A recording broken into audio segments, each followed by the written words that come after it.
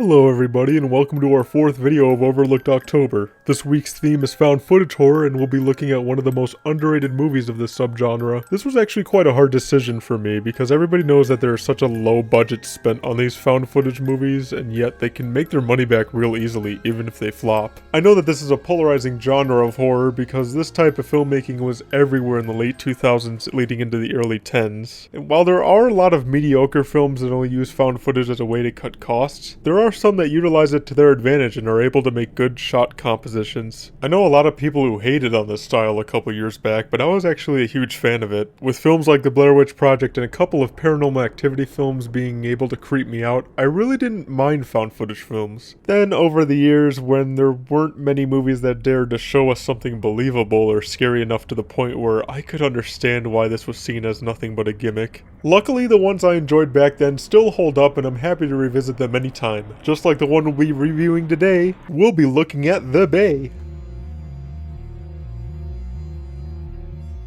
Not to be confused with the awesome and 100% safe Guantanamo Bay here, this movie takes place in Chesapeake Bay. To be more specific, a small seaside town in Maryland, USA, where a 4th of July weekend goes horribly wrong. Here, what seems to be a massive infection breaks out amongst the townspeople and is documented from multiple angles. We follow several characters getting different perspectives on the outbreaks through newscasts, blog posts, FaceTime videos, text messages, and video conferencing. Throughout this movie, you're never really left questioning why the camera is rolling because there's almost always a reason behind it. These different perspectives allow for more coverage rather than a limited scope with only a couple of characters, which is important for a story about an outbreak in a town. Don't like one character? Don't worry, they won't be on screen for very long until the next one appears. While in a good amount of movies this would be a problem, I believe it uses this aspect to its advantage. We only ever really follow 3 characters closely throughout this movie, while the rest serve as extras to provide more information about the urgency of the situation. Even the ones we do follow closely are not notable actors, but they do serve their purpose. Our main reporter we follow is named Donna Thompson, and she serves to narrate the story back to us and show her footage of the event alongside the others. While she isn't the most convincing reporter or even that great at displaying emotion, I lean more towards how this character is supposed to be more than the actress playing her. I could understand if there's people who think the acting is wooden on her, but she came across alright as an insecure reporter to me.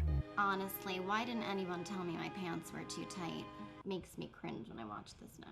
I can only imagine the nerves when covering a story like this one as an intern in college. The other main character in this is the mayor, honest John Stockman, who is more concerned about re-election and reassuring the town that everything isn't as bad as it seems. He completely neglects the environmental hazards to the bay his decisions have caused and only looks at the economical benefits. Pretty realistic, don't you think? After watching through this movie, it's real satisfying after all this guy has said for him to get a first-hand experience of the outbreak. Then there's the doctor in the hospital that communicates with the CDC. While he's not on the screen all too much or shows too much emotion, he's our informant on how the hospital is doing and the excruciating procedures taking place there. The body horror alongside the unnerving revelations that take place in this movie are nerve-wracking. It made my skin crawl just seeing all the blistering and boils covering the citizens of this small town. It gets even more jarring later on when the outbreak just keeps spreading and more operations are done. Even though we're past the phase of questioning the believability of found footage movies thanks in part to the internet at our fingertips, the cause of this outbreak is seemingly realistic because it does exist in other species. In fact, the whole movie isn't too far off from a possible reality in a lot of ways. You could probably guess what's causing this in the first 15 minutes of watching the movie or even taking a closer look at the poster, but the explanation behind it is believable enough if you aren't an environmental scientist. The Bay gives me the same fears that movies such as Dark Waters and Jaws do, pretty much being a perfect combination of those two. So what exactly is this little critter on the poster then? It's the species called Simathoa exigua, which are parasitic isopods. These creatures enter fish through the gills. The male isopods attach themselves to the gills, and the females attach themselves to the tongue, eating away until it's completely cut off and they can act as a replacement. What this movie dares to present us with is the question of what if they could affect humans, and the scariest thing about that is it isn't out of the realm of possibilities. When pollution arises, there's a chance of mutation in sea life. I'm no expert on the science, but when the scientists say that this movie is 80% factual, this movie left me thinking about these creepy little isopods for a while after seeing it. Sometimes the best horror comes from our reality, and this movie touches a nerve we all have.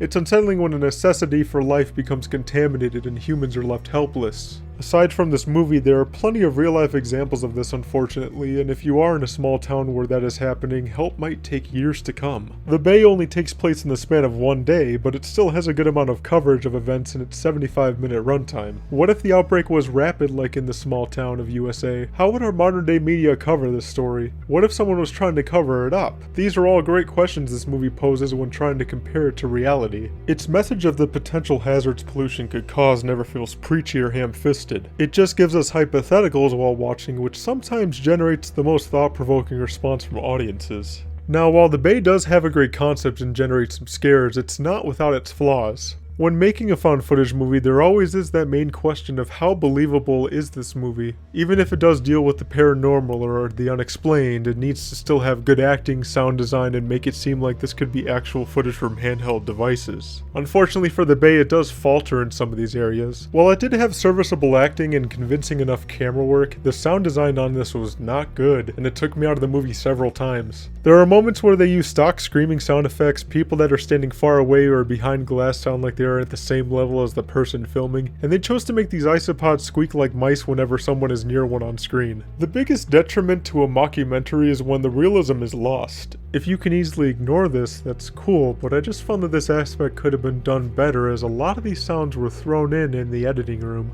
Another thing is that while I did mention I like how there's different perspectives shown throughout the movie, towards the end it does feel like we're just getting a string of scenes loosely related in the purpose of showing more bodies around the town. I wish it was presented a little neater in a way, or maybe ditch some random people's accounts in favor of getting to know some character situations better. Maybe spending more time with the doctors could have given us more gruesome details about these isopods, or the reporter being hunted down for her footage to be erased to cover up this outbreak. Something to feel a bit more satisfying when they try to tie up these accounts. Despite these criticisms, I do enjoy this movie. It's easy for people who aren't fans of this genre to watch, and those who are will appreciate how much care goes into the cinematography. Well, at least in terms of found footage, you know? If you lack knowledge about sea life, you might find this one 100% believable until you end up doing your own research on the internet about it. The practical effects are well done, the presentation is good, and its message is one that still resonates today. Released in 2012 and directed by Oscar-winning director Barry Levinson, who made Rayman and Good Morning Vietnam,